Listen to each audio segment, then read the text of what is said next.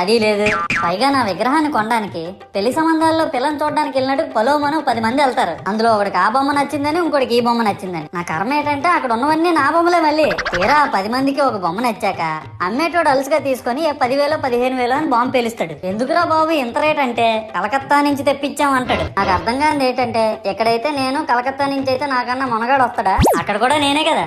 ఇలా నన్ను బజార్లో పెట్టి బేరం ఆడి నా మొహానికి ముసుగేసి వ్యాన్ ఎక్కిస్తారు. ఆ వ్యాన్ డ్రైవర్ గాడు నేను ఉన్నానని కూడా చూడకుండా ఏదో ఆలోచించుకుంటా డ్రైవ్ చేస్తా గతకల్లో గబ్బి గుబ్బి అని తించేసి నా కాల్లో చెయ్యి ఎరగొట్టేస్తాడు. ఈ విషయం చందాలు ఇచ్చిన చిన్నోళ్ళకి తెలిస్తే మళ్ళీ ఇరిగిపోయిన బొమ్మ పెట్టకూడదని ఏ బొమ్మ రాసి కవర్ చేసేస్తారు. సరేలే జరిగిందేదో జరిగింది, నా భక్తులే కదా కూల్ బ్రో అని చిల్లయ్యే లోపు నన్ను పందిర్లో పెట్టి ముసుగు తీసి నాకన్నా పొడుగున్నే సౌండ్ బాక్సులు 2 నా చెవులు పక్కన పెట్టి డీజే గణేష్ బ్రో అని చెప్పి నా పాటలను కూనీ చేస్తారు. సరేలే పిల్లలు కదా ఇప్పుడు కాకపోతే ఎప్పుడు ఎంజాయ్ చేస్తారు, కాసేపట్లో పూజ స్టార్ట్ చేస్తారని వెయిట్ చేస్తా ఉంటే ఆ 5 రూపాయల వ్రతకల్పన బుక్ చూస్తే